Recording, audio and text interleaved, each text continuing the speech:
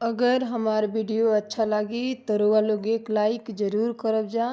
और हम एगो चौका पर के गीत सुनाओ तनी। तो चलिए अब हम शुरू करतनी।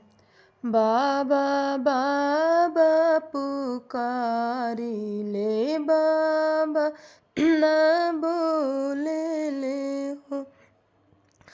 अब बाबा के हाथ जोड़ी सिंदूर बर डाले ले हो।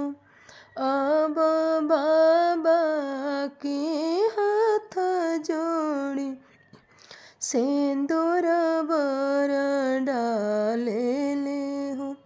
भैया भैया पुकारी ले भैया ना बोले ले हो।